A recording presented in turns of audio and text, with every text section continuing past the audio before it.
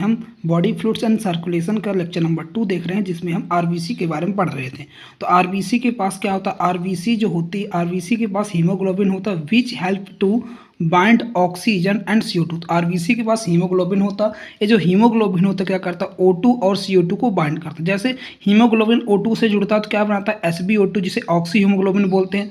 Haemoglobin CO2 से जुड़ता है तो क्या बनाता है, HbCO2 बनाता है, जिसे कार्बोनो हीमोग्लोबिन बोलते हैं। तो सबसे पहला पॉइंट हमने पढ़ा कि आरबीसी के पास हीमोग्लोबिन पाया जाता है जो O2 और CO2 को बाइंड करता है, जिससे HbO2 और HbCO2 बनाता है।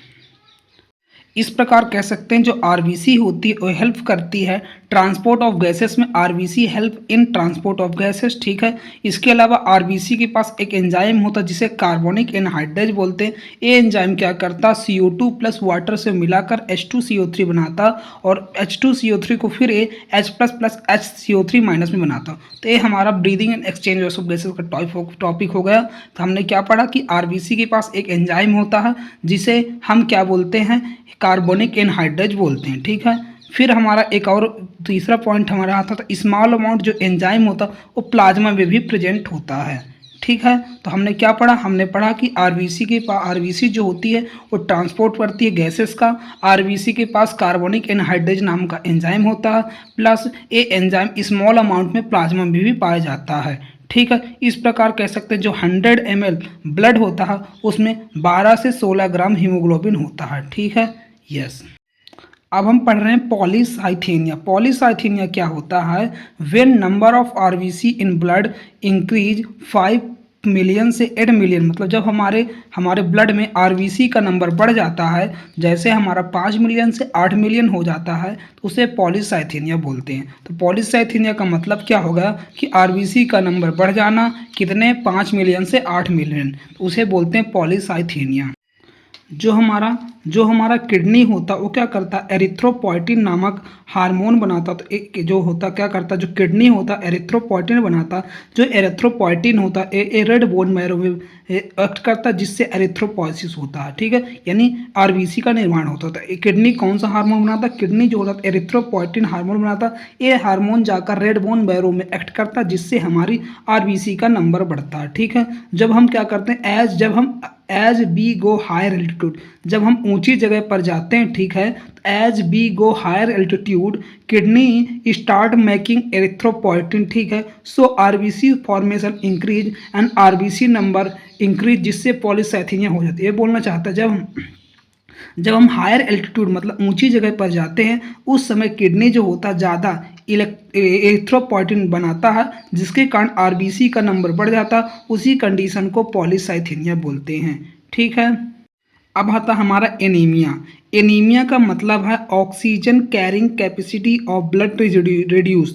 मतलब जैसे हमारा ब्लड होता है, ब्लड के अंदर आरबीसी होती है, वो आरबीसी जो होती है ऑक्सीजन को कैरी करती है। जब ऑक्सीजन की कैरी कैपेसिटी आरबीसी की कम हो जाती है तो उसे एनीमिया बोलते हैं। तो क्या होता है, oxygen carrying capacity of blood is reduce is called anaemia, ठीक है। इसका रीजन है सबसे पहले आरबीसी का नंबर घट जाए। आरबीसी का नंबर घट जाएगा तो हमारा ऑक्सीजन कम जाएगा।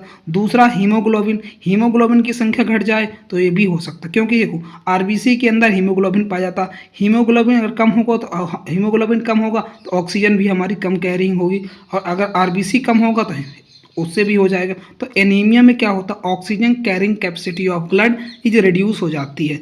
फिर हम पढ़ते हैं लाइफ स्पैन ऑफ जो आरबीसी होती है। आरबीसी की जो जीवन अवधि होती है 120 दिन की होती है। फिर बोल रहा लास्ट डे पर 120वें दिन आरबीसी क्या करती है, RBC can go into spleen, वो स्प्लीन में जाती है जहाँ पर माइक्रोफेज पाए जाते हैं। ये माइक्रोफेज और आरबीसी का फेगोसाइटोसिस कर जाते हैं, जिससे आरबीसी नष्ट हो जाती। तो स्प्लीन को हम क्या बोलते हैं, स्प्लीन को ग्रेवयार्ड ऑफ आरबीसी बोलते हैं। हमने क्या पढ़ा, तो लाइफ स्पैन ऑफ आरबीसी 120 दिन की होती है। 120वें दिन जो होता है आरबीसी हमारी स्प्लीन के अंदर जाती है। ये स्प्लीन क्या कर देती है, इस आरबीसी को नष्ट कर देती हैं। इस कारण स्प्लीन को ग्रेवयार्ड ऑफ आरबीसी बोलते हैं, ठीक है। यस, इसके अलावा हमारे लीवर के अंदर कुफर सेल्स पाए जाते हैं। वो भी क्या करते हैं, वो भी आरबीसी को नष्ट करने का काम करते हैं। तो हमारा आरबीसी का लाइफ स्पैन 120 डेज का होता है और इस ग्रेवयार्ड ऑफ आरबीसी स्प्लीन को बोलते हैं। इसके अलावा लीवर के अंदर भी हमारा कुफर सेल्स पाई जाती है जो क्या करती हैं, जो आरबीसी को नष्ट करती हैं, फेगोसाइटोसिस करती हैं।